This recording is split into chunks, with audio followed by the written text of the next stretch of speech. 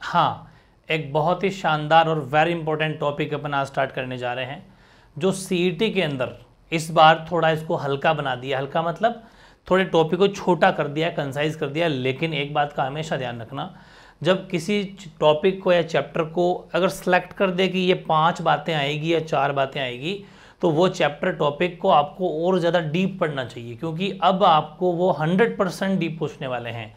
जब यहाँ पर राजस्थान की जो प्राचीन सभ्यताएं या फिर एंशिएंट सिविलाइजेशन जो है राजस्थान की, उसमें आपको 5 ही सिलेबस में दी है, ठीक है ना। 5 कौन कौन सी दी आप सबको पता ही होगा कि अपन इसके अंदर 5 पढ़ेंगे। कालीबंगा पढ़ेंगे, बेराट पढ़ेंगे, बालाथल पढ़ेंगे, है ना। और इसके अलावा कौन सी थी, कालीबंगा हो गई, आपके आहड़ हो गई, बेराट हो गई, गणेश्वर हो गई और बालाथल हो गई। ये 5 ही सिविलाइजेशन या सभ्यता आपके सीईटी के अंदर आ रही है। और वैसे देखा जाए तो सबसे टॉप मोस्ट तो खैर ये 5 ही होती है, बहुत ज़बरदस्त है। लेकिन 5 को मैंने पूरा डीप अंदर जाके जितने क्वेश्चन आपके बन सकते हैं, सिविल सर्विसेज तक है वैसे तो, लेकिन अपन को पूरी प्रिपरेशन करनी है। एक छोटी सी बात फिर बता दूं कि खूब सारे बच्चे हैं जानते नहीं हैं, नए नया सीईटी देंगे, 10+2 वाला देने वाले तो बिल्कुल ही नए हैं, तो कुछ ज़्यादा ही शॉर्ट के चक्कर में रह जाते हैं कि इसके और शॉर्ट नोट्स हो सकते हैं। क्या मैं अगर 1857 क्रांति पढ़ाऊँ या फिर सभ्यता पढ़ाऊँ या फिर आंदोलन पढ़ाऊँ, किसान आंदोलन, अगर वो मैं आपको छोटे पढ़ा दूंगा बिल्कुल 15-20 मिनट आधे घंटे के अंदर, फिर तो मामला बैठ गया, वहाँ से क्वेश्चन नहीं आएगा। आपको जो टॉपिक दिया गया है, और मैंने आपको पहले ही कहा, राजस्थान जीके थोड़ा ढंग से पढ़ लो, डीप पढ़ लो, जम के पढ़ लो। जब मॉडर्न राजस्थान के अंदर किसान आंदोलन है, राजस्थान का एकीकरण है, जनजातीय आंदोलन है, जब 3-4 टॉपिक और क्रांति है, 4 टॉपिक जब सीधे सीधे मेंशन कर दिए तो चारों टॉपिक से क्वेश्चन आना पक्का है। लेकिन अच्छे से पढ़ना है, बिल्कुल ऊपर ऊपर से पढ़ने वाला मामला नहीं है। अभी एलडीसी का पेपर हुआ, दिन में तारे दिख गए एलडीसी वालों को, ठीक है ना। वही आपके वो जो जिसने एलडीसी का पेपर करवाया था, वही आपके सीईटी का एग्जाम कराने वाले हैं। इसलिए इस बात को भूल मत जाना, प्रॉपर पढ़ना है, ठीक है। हेडिंग लगाओ राजस्थान की प्राचीन सभ्यताएं। आपको पता है कि मेरी आदत है सिविल सर्विसेज की तरह थोड़ा सा आपका बेस मजबूत करें, थोड़ी सी बातें कि किसी भी चीज़ की जड़ तह कहाँ पर है। तो सिंधु नदी हिमालय पर्वत से निकलकर, आपको पता है जो सिंधु नदी है ना, इंडस रिवर है ना, सिंधु रिवर, वो हिमालय पर्वत से निकलकर कहाँ, पंजाब और सिंध प्रदेश में मिलती है, जो पाकिस्तान में है। इस नदी के दोनों तटों पर एक सभ्यता विकसित हुई। देखो सिंधु रिवर है, सिंधु नदी के दोनों तटों पर, ठीक है, एक सभ्यता विकसित हुई जिसका नाम सिंधु सभ्यता, क्योंकि सिंधु नदी के दोनों तरफ है तो सिंधु सभ्यता या फिर हड़प्पा सभ्यता कहते हैं। और ये जो सभ्यता थी, सबसे मेन बात है, कांस्य युगीन थी। आप कहेंगे ये सब क्यों लिखा रहे हो, डायरेक्ट कालीबंगा क्यों नहीं करवा देते? तो डायरेक्ट कालीबंगा नहीं कराऊंगा, कालीबंगा तक पहुंचने के लिए 2-4 बातें अपन को पढ़नी है। तो पहली बात तो ये, क्योंकि एज इट इज क्वेश्चन, क्योंकि हमारे राजस्थान में अगर सिंधु सभ्यता या हड़प्पा कालीन सभ्यता का अगर कोई उदाहरण मिलता है तो वो कालीबंगा सभ्यता है। समझ में आ गई? ये प्रश्न न जाने कितनी बार आया और दिमाग घूम गया कि ये क्या, हमने तो कालीबंगा इतने अच्छे से पढ़ी थी, हड़प्पा नाम कहाँ से आ गया? तो ध्यान रखना, इसीलिए मैं कहता हूँ नोट्स प्रॉपर होने चाहिए, चीज़ें पूरी होनी चाहिए, शॉर्ट में नहीं। हड़प्पा कालीन सभ्यता है हमारी कालीबंगा। इसीलिए आप कहोगे हड़प्पा क्या, तो हड़प्पा का नाम क्यों पड़ा? सिंधु सभ्यता को हड़प्पा सभ्यता कहते हैं, क्यों? क्योंकि वो सिंधु नदी के दोनों तटों पर स्थित है। फिर प्रश्न आता है कि ये पाषाण युगीन है, ताम्र युगीन है, कांस्य युगीन है या फिर लोहा युगीन है, इस सभ्यता कौन सी है? मतलब इस सभ्यता में किसके अवशेष एविडेंस ज़्यादा मिले हैं? तो ये कांस्य युगीन सभ्यता है, कांसा ज़्यादा मिला है। अब बात आती है, सबसे इंपॉर्टेंट है, ये जो बातें मैं लिख रहा हूँ, क्योंकि इस सभ्यता का उदाहरण हमारे राजस्थान में कालीबंगा से ही है, तो जो मैं यहाँ पर टाइम पीरियड लिखा है मैंने, जो इसका टाइम पीरियड होगा वही टाइम पीरियड कालीबंगा का होगा। अच्छा, फिर आप दिमाग लगा रहे होंगे कि किसी सभ्यता की तो अपने खुदाई करी, ज़मीन से पत्थर निकाले, ज़मीन से बिल्डिंग्स निकाली, ज़मीन से मटेरियल निकाला, उसकी उम्र का कैसे पता चलेगा कि ये किस उम्र की सभ्यता है, ये कब की, मतलब कोई एक कॉलोनी रही होगी जो ऐसे ज़मीन में ध्वस्त हो गई। तो एक जैसे अपन अपनी लंबाई नापते हैं तो फीट में नापते हैं, इतने फीट 6 फीट या फिर 5 फीट 11 इंच जो भी है, वो फीते से नापते हैं, ठीक है, मेजरमेंट फीते से हो जाता है। और या फिर वेट करना होता है तो केजी में तराजू से में तोल लेते हैं अपन। वैसे ही अगर पत्थरों की उम्र का पता लगाना हो, लकड़ी की उम्र का, पेड़ पौधों की उम्र का पता लगाना हो कि पेड़ कितना पुराना है, पत्थर कितने पुराने हैं, है ना, इन सब का पता लगाने के लिए एक पद्धति होती है जिसका नाम है कार्बन डेटिंग पद्धति। ठीक है ना। इस पद्धति के माध्यम से ही इन चीज़ों का जो पौराणिक है, प्राचीन है, पुरानी है, एंशियंट है, उनकी उम्र का पता लगाया जाता है। तो इस सभ्यता का काल कार्बन डेटिंग पद्धति के आधार पर जो निकला है वो निकला है 2350 से ईसा पूर्व से 1705 ईसा पूर्व माना जाता है। सेकंड ग्रेड में ये प्रश्न आ चुका है। वरिष्ठ अध्यापक की जो परीक्षा होती है आरपीएससी करवाता है, जो आरएस का एग्जाम करवाता है वो भी आरपीएससी है, सेकंड ग्रेड की भी आरपीएससी है, फर्स्ट ग्रेड की भी आरपीएससी करवाता है। तो जो सेकंड ग्रेड एग्जाम पूछा गया था कि कालीबंगा सभ्यता का जो समय अवधि है या फिर समय काल या फिर मतलब उम्र क्या माना जाता है, काल क्या माना जाता है, तो कार्बन डेटिंग पद्धति के आधार पर 2350 से 1750 ईसा पूर्व माना जाता है। राजस्थान में इस सभ्यता के बारे में कोई एग्जाम्पल मिलता है क्या? तो बिल्कुल हमारे हनुमानगढ़ जो है, हनुमानगढ़ राजस्थान हनुमानगढ़ जिले के अंदर कालीबंगा से हमें जो मिली है कालीबंगा, उसके अवशेष बिल्कुल इसी सभ्यता के हूबहू मिलते हैं। तो एक बात तो आप समझ गए होंगे कि राजस्थान की जो सभ्यता है वो हड़प्पा कालीन है या सिंधु सभ्यता के या फिर हड़प्पा कालीन सभ्यता के अवशेष हमें यहाँ मिलते हैं।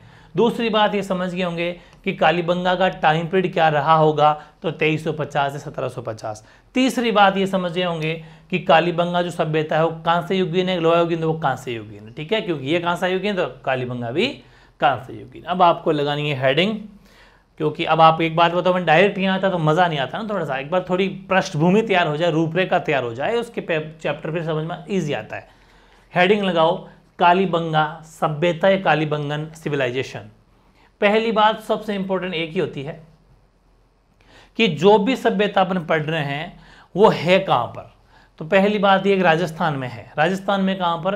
तो कालीबंगा जो सभ्यता स्थल जो है वो प्राचीन, पहले की तो हमारी सरस्वती नदी थी जिसका नाम वर्तमान में गग्गर नदी है। उस नदी के बाएं, बाएं का मतलब होता है लेफ्ट। और आप मानेंगे नहीं, फर्स्ट ग्रेड या फिर सिविल सर्विस प्रीलिम्स जैसे एग्जामों में ये भी पूछा गया है कि नदी के दाएं, मतलब कथन आते हैं ना उसमें, कथन और कारणों में कि नदी के दाएं तट पर, नदी के बाएं तट पर, नदी के पीछे, ऐसा कुछ अलग अलग डिफरेंट है। तो कौन सा सही है? तो नदी के बाएं तट पर हनुमानगढ़ जिला मुख्यालय से दक्षिण पश्चिम दिशा में, ये भी प्रश्न आ चुका, ये भी प्रश्न आ चुका, ये भी प्रश्न आ चुका, ये भी प्रश्न आ चुका, ये भी प्रश्न आ चुका, डिफरेंट डिफरेंट। हनुमानगढ़ जिला मुख्यालय पर कौन सी? कालीबंगा।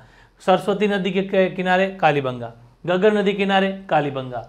नदी कौन किस तरफ है? बाएं तरफ।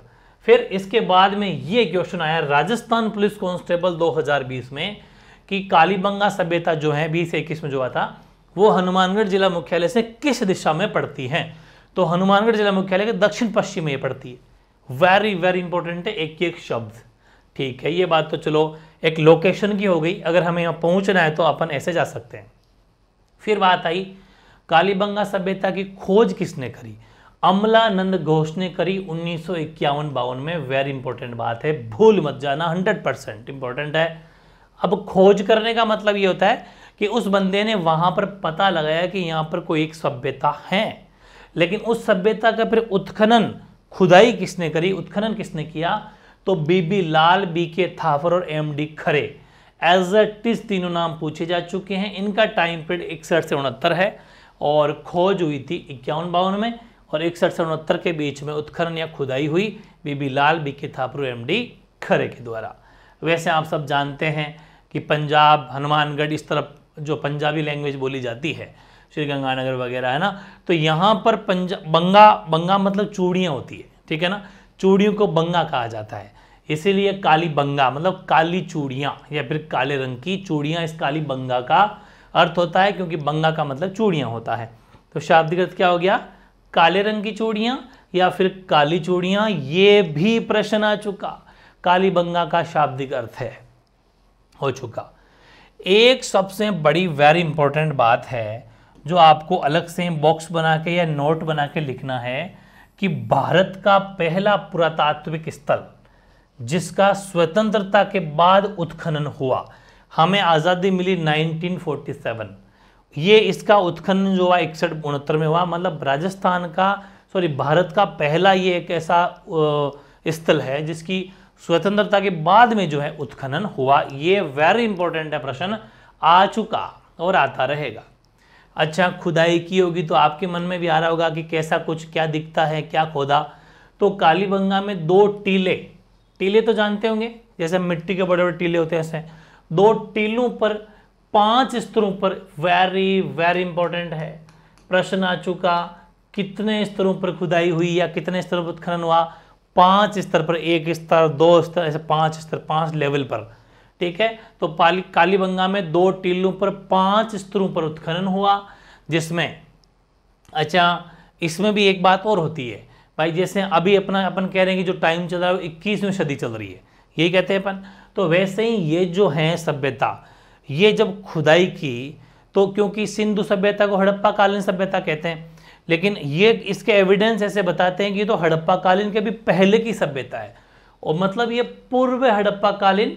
ठीक है, हड़प्पा से पहले भी खुदाई हुई इसकी 2 कालों में, और एक हड़प्पा खुद हड़प्पा कालीन के अवशेष मिले। मतलब जब खुदाई करी इसकी, खुदाई तो खैर आपको पता है 61 में हुई थी, तो उस टाइम पर ये एविडेंस मिले कि ये जो खुदाई में जब खुदाई की तो पता चला कि ये सभ्यता एक बार की सभ्यता नहीं है, ये हड़प्पा कालीन के पहले भी है, पूर्व हड़प्पा कालीन भी है, हड़प्पा कालीन दोनों तरह की 2 कालों के अवशेष इसके अंदर मिले हैं।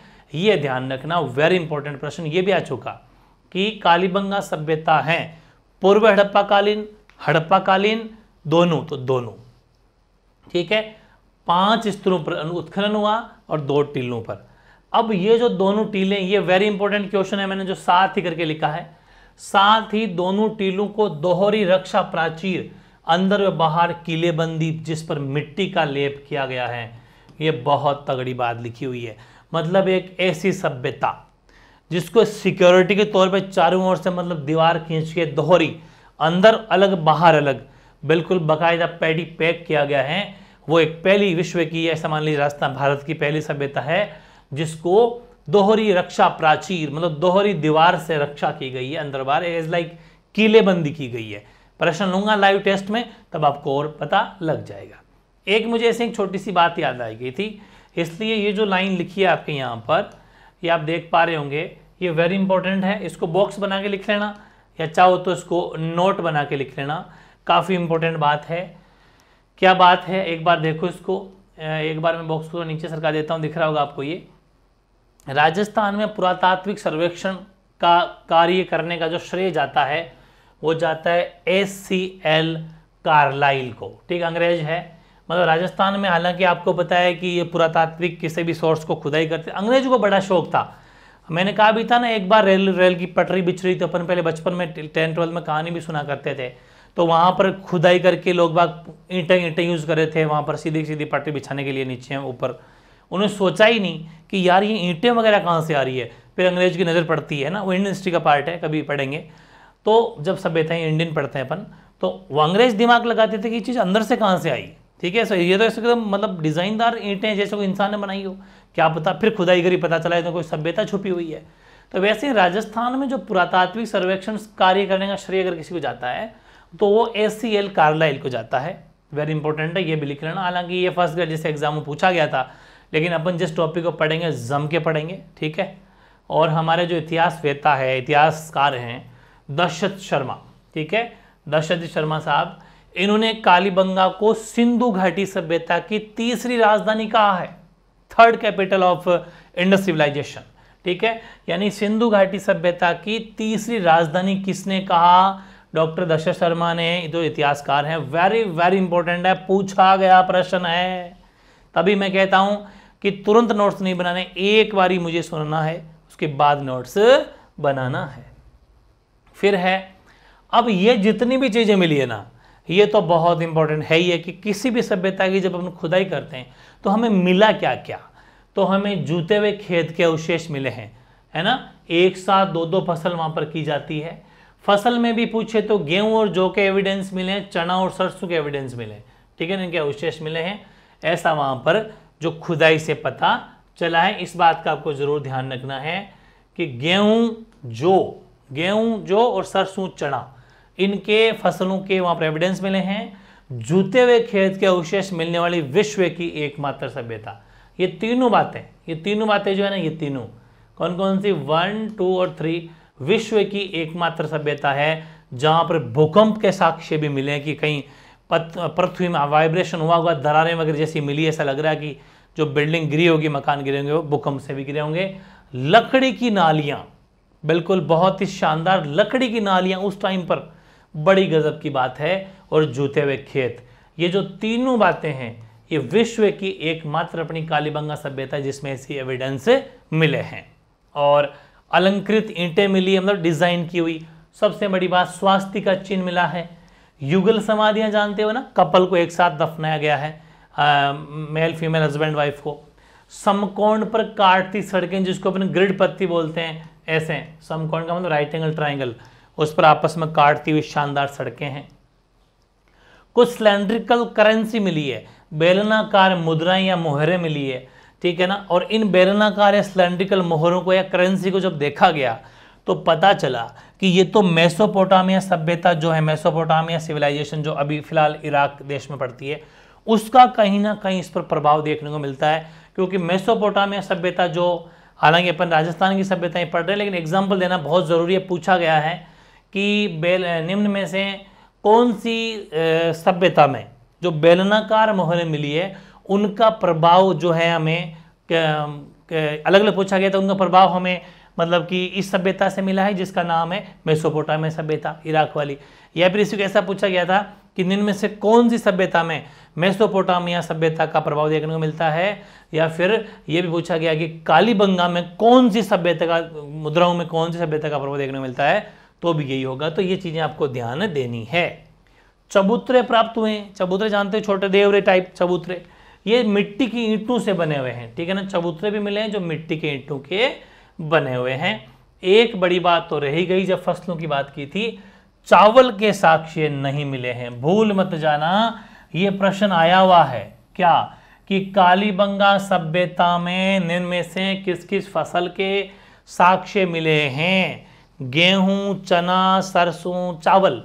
तो ध्यान रखें, चावल नहीं, किसके नहीं मिले, तो चावल के नहीं मिले, गेहूं, जौ, चना, सरसों के तो मिले हैं। वेरी इंपॉर्टेंट बातें समझ में आ गई।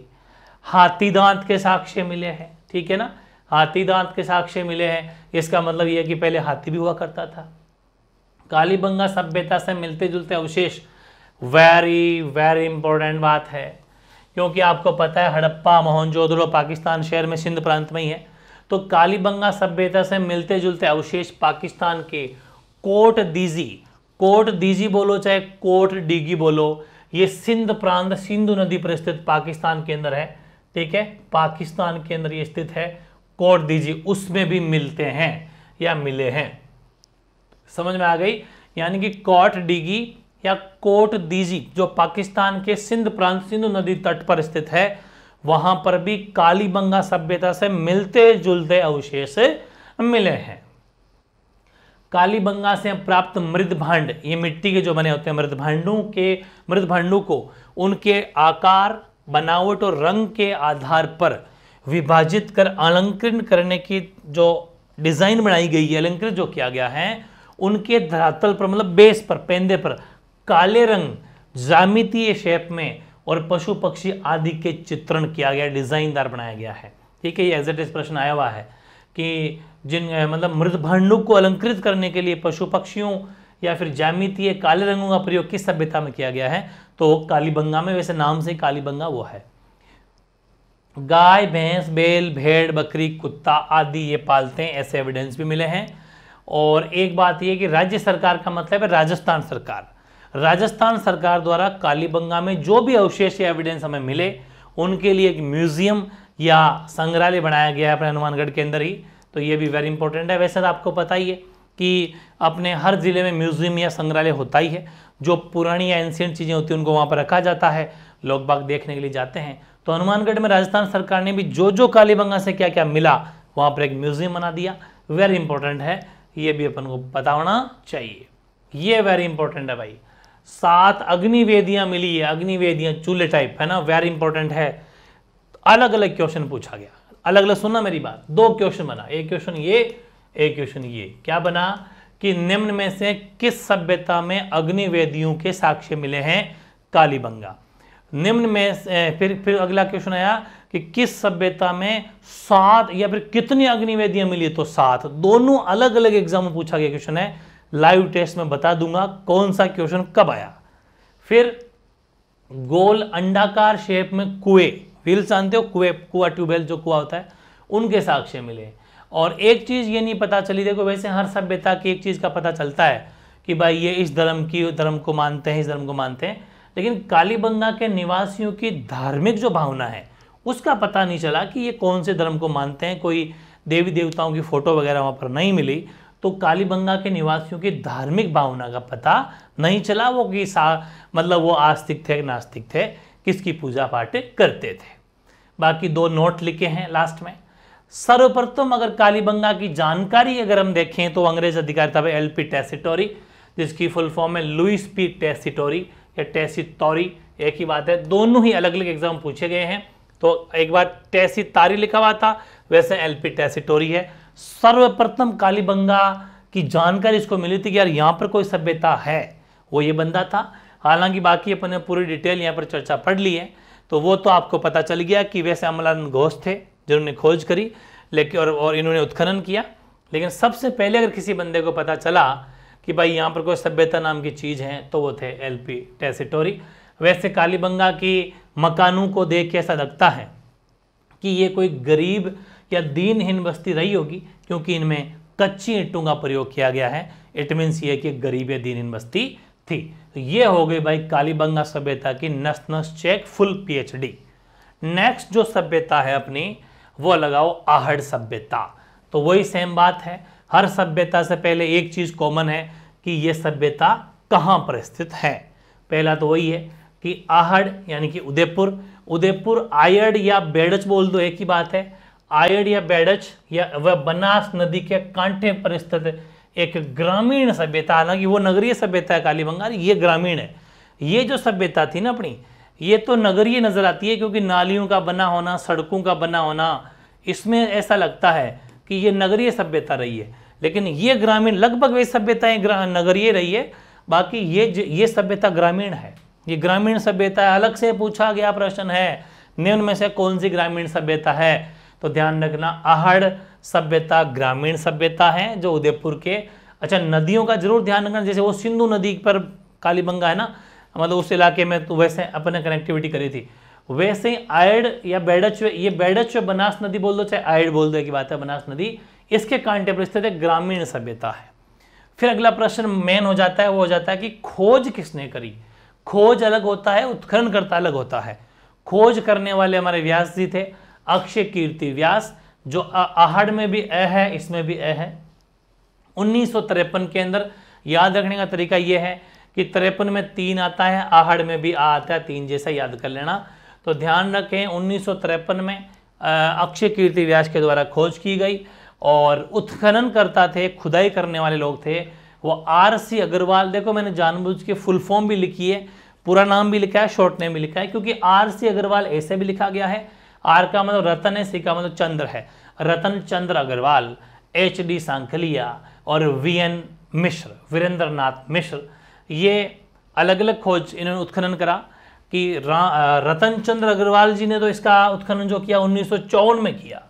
वेरी इंपॉर्टेंट है भाई, फर्स्ट ग्रेड सेकंड ग्रेड सभी टॉप एग्जाम में पूछा जा चुका है अलग अलग। कि पहली बात तो ये कि आहड़ सभ्यता के उत्खननकर्ता कौन थे, तो बोले आर.सी. अग्रवाल थे। आर.सी. अग्रवाल ने आहड़ सभ्यता की खोज कब करी, तो 54 में करी। और एच.डी. सांखलिया और वीरेंद्र नाथ मिश्र, वी.एन. मिश्र, इन्होंने करी 1961-62 में, ठीक है ना, मतलब उत्खनन करा, खुदाई करी।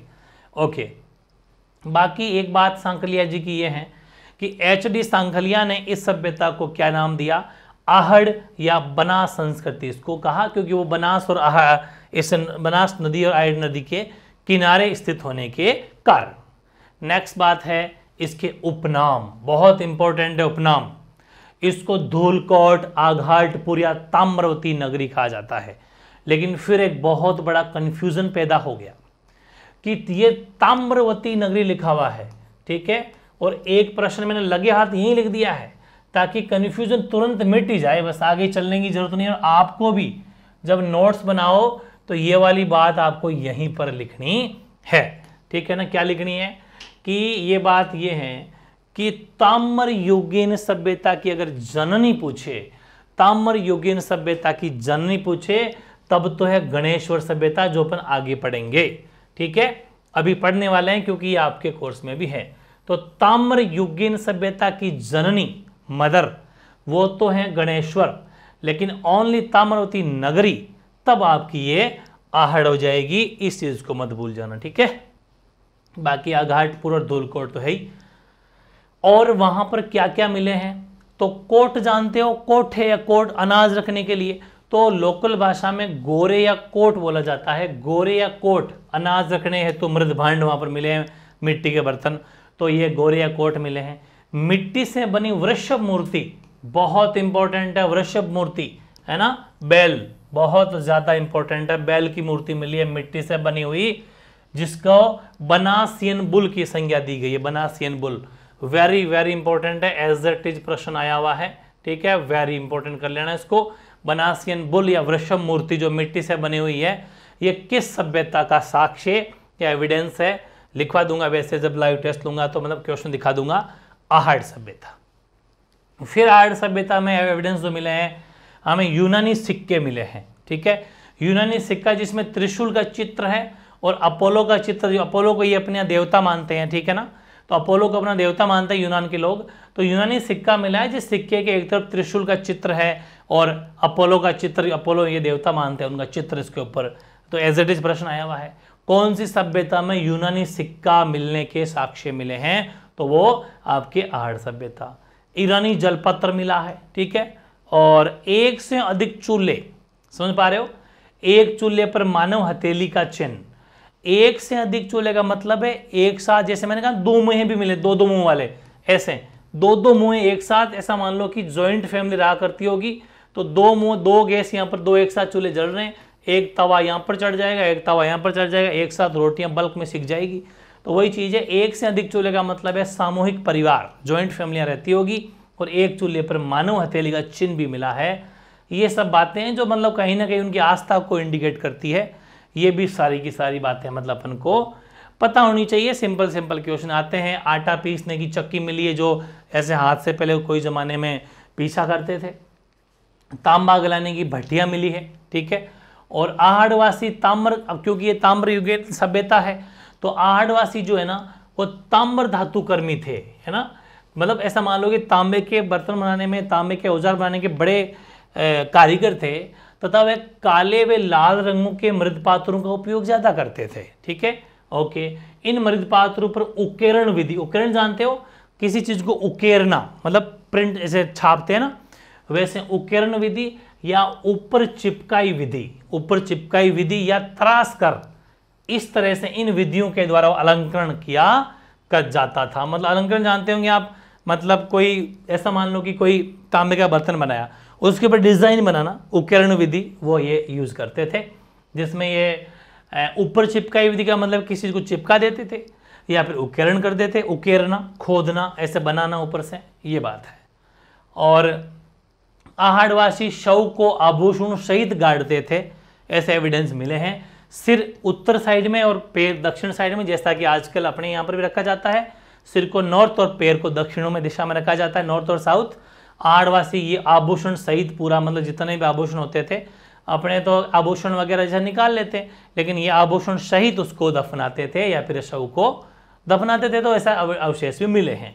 बाकी यहाँ 40 फीट गहरी खुदाई मतलब की गई, जिसमें उत्तरोत्तर 8 बार, ऐसा मतलब खुदाई से पता चला कि 8 बार ये बस्ती उत्तरोत्तर का मतलब है कॉन्टिन्यूअस, ये जो बस्ती है वो उजड़ने के प्रमाण इस बस्ती में मिले हैं। जब 40 फीट की गहरी खुदाई की गई तब पता चला कि ये बस्ती एक बार नहीं 8 बार उजड़ी है, ठीक है ना। ये भी एविडेंस मिले हैं। सेकंड ग्रेड जैसे एग्जाम में पूछा गया प्रश्न है, तो वेरी इंपॉर्टेंट है भाई। ये सभ्यता भी अपनी हो गई कंप्लीट, ठीक है ना। आहड़ कंप्लीट हो गई। अब अपन लेते हैं नेक्स्ट, नंबर 3 लगाइए, बेराट सभ्यता। फिर सबसे इंपॉर्टेंट वही बात है कि कहाँ पर है, लोकेशन, जगह। तो सीधी सी बात है, बेराट जो है वो बीजक पहाड़ी, वैसे तो जयपुर शाहपुरा तहसील मतलब जयपुर में ही पड़ता था पहले, अब क्या है कि बेराट या बीजक पहाड़ी कोटपुतली बहरोड नए जिले के हिसाब से, वैसे शाहपुरा कस्बा में आता था पहले ये, ठीक है।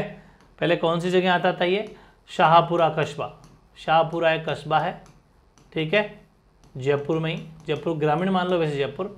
तो बेराट या बीजक पहाड़ी कोटपुतली बहरोड बाणगंगा नदी के मुहाने ये बेराट सभ्यता मौजूद है, खुदाई की गई इसकी।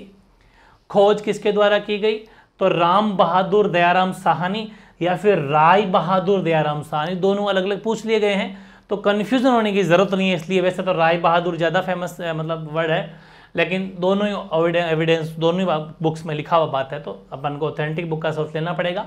राम बहादुर दयाराम साहनी या राय बहादुर दयाराम साहनी, या फिर ओनली फॉर दयाराम साहनी ज़्यादा आता है तो भी सही है। 1936-37 के अंदर इसकी खोज की गई। उत्खनन जो किया गया था नीलरत्न बनर्जी के द्वारा और कैलाशनाथ दीक्षित के द्वारा 1962-63 में। बाकी जयपुर के पास में आपको पता है पूरा इलाका, ये गणेश डोंगरी है, भीम डोंगरी है, भौमली की डोंगरी है, हनुमान डोंगरी है, ये जितनी भी डोंगरियां हैं ये इसी सभ्यता के स्थल हैं। समझ आ गए ना, वेरी इंपॉर्टेंट है ये बात। बेराट सभ्यता के कुछ उपनाम है या फिर बेराट सभ्यता को और भी नामों से जाना जाता है। तो बेराट सभ्यता के क्या क्या उपनाम है, आपको पता है कि बेराट सभ्यता जब महाजनपद काल था तो महाजनपद काल में ये मत्स्य जनपद की राजधानी हुआ करती थी, महाजनपद काल में, है ना। जब अपन महाजनपद पढ़े या फिर जब महाजनपद काल चला करता था तो जो मत्स्य जनपद था उसकी कैपिटल थी बेराट, ठीक है, बिल्कुल पूछा गया प्रश्न है। अलवर का सिंह द्वार कहा जाता है, आपको पता है जयपुर के बिल्कुल टच में ही अलवर का सिंह द्वार कहा जाता है। प्राचीन युग की चित्रशाला, सर्वाधिक शैल चित्र मिले यहाँ पर, इसलिए प्राचीन युग की चित्रशाला भी बेराट सभ्यता कहा जाता है, या फिर यहाँ पर मिली है। वेरी इंपॉर्टेंट, तीनों बातें आपको ढंग से पढ़नी है। बाकी बेराट सभ्यता जो है ना, सबसे मुख्य क्वेश्चन, बेसिक क्वेश्चन ये भी आ रखा है, ये मौर्यकालीन है, ठीक है ना, ये मौर्यकालीन है। तो ध्यान रखें, प्रश्न अलग से आया था कि कौन सी सभ्यता, निम्न में से कौन सी सभ्यता है वो मौर्यकालीन सभ्यता है, तो यही है मौर्यकालीन या अलवर के शिलालेख, सॉरी अशोक के शिलालेख, क्योंकि मौर्यकालीन अशोक सबसे बड़ा राजा हुए, तो अशोक के शिलालेख मौर्यकालीन में इसका विशेष प्राप्ति यहाँ पर हुए हैं।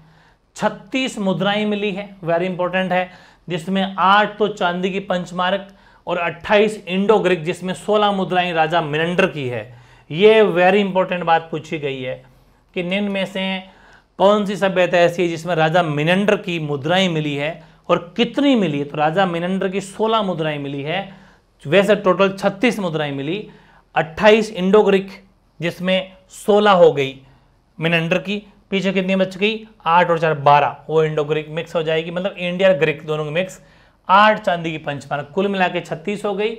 इस 28 में से 16 अकेले राजा मिनंडर की मुद्राएं हैं, ये भी इसी बेराट में मिली है। और एक सबसे बड़ी और वेरी इंपॉर्टेंट बात है कैप्टन बर्न वाली, बर्न है ना, हाँ कैप्टन बर्ट, सॉरी, ये पूछा गया प्रश्न है, बीजक पहाड़ी पर 1837 में, बहुत टॉप लेवल का प्रश्न है, यही है सबसे इंपॉर्टेंट छपने वाला प्रश्न है ये, ठीक है।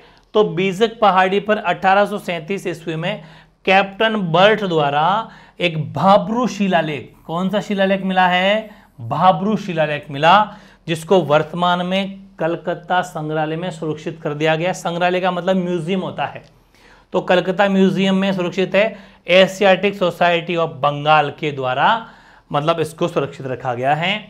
एक भीमतला तालाब भी है, मिला है, जिसमें भीमसेन डोंगरी में गड्ढा, पांडव, मैंने कहा था ना, मैं आपको एक व्लॉग भी दिखा रखा है अलवर के पास में लेटे हुए हनुमान जी का, जब मैंने कहा दिखाया था, आप देखा होगा व्लॉग, अपने इसी चैनल के ऊपर है, व्लॉग की अलग प्लेलिस्ट आप देखना ज़रूर।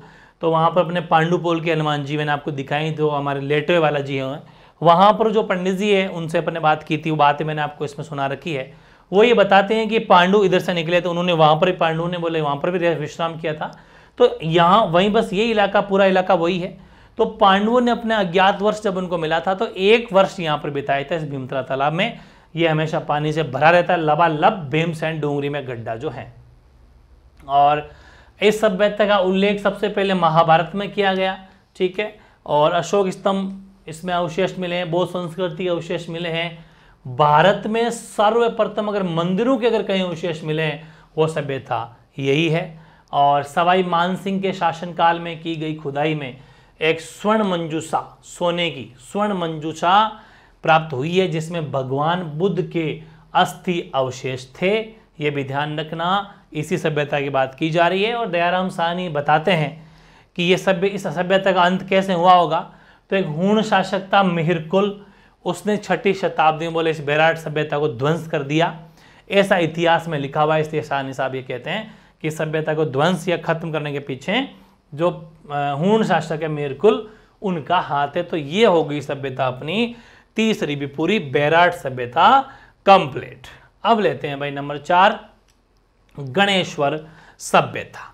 वैसे देखो नीम का थाना पुराने जिलों के हिसाब से सिक्कर, ठीक है, पुराने जिलों के हिसाब से सिक्कर, बट मैंने अपडेट कर दिया है। नीम का थाना खुद एक जिला बन गया नए जिलों के हिसाब से। तो नीम का थाना जगह पर समझ में आ गई। कांतली नदी है जिसको अपन तोरावाटी बेसिन भी कहते हैं, वैसे शेखावाटी इलाका पूरा तोरावाटी क्षेत्र भी है वहाँ पर। तो तोरावाटी बेसिन या फिर ऐसा मान लो कांतली नदी के किनारे गणेश्वर सभ्यता की खुदाई या फिर गणेश्वर सभ्यता लोकेटेड है, लोकेशन है। खोज वही RC अग्रवाल साहब है, रतन चंद्र अग्रवाल, ठीक है ना, ये भी ध्यान रखना भाई, वेरी इंपॉर्टेंट है। RC अग्रवाल 1972 के अंदर खोज की गई। उत्खनन भी RC अग्रवाल साहब खुद और एक विजय कुमार जी साथ मिल जाते हैं। 77-78 में इसकी खुदाई की गई। और सबसे बड़ी बात ये एज इट इज क्वेश्चन आया हुआ है, भारत में किसी एक स्थान पर इतना बल्क में एक साथ इतने ताम्र उपकरण अगर कहीं मिले तो प्रथम बार मिले हैं। और उस सभ्यता का नाम है गणेश्वर। गणेश्वर मतलब भगवान गणेश जी, और गणेश जी के क्या कमी है, कोई कमी नहीं है। तो ध्यान रखना, उस अंदाजे से याद हो जाएगा। ताम्र उपकरण बहुत ज्यादा मिले तो आपको पता चल गया होगा कि ये ताम्र युगीन सभ्यता है, कांस्य युगीन नहीं है, ध्यान रखना, ठीक है ना, ये ताम्र युगीन सभ्यता है। और लिख दिया मैंने, ये तो खैर बात है ही जो मैंने आपको पहले लिखवा दी थी ना, ये तो यहाँ लिखवाई थी जो, ये बात कौन सी बात, ये रही। देखो जब आहड़ पड़ी थी तो आहड़ को ताम्रवती नगरी कहते हैं, और मैंने यहाँ लिखा था कि ताम्र युगीन सभ्यता की जननी अगर कहते हैं तो कहा जाता है गणेश्वर सभ्यता को।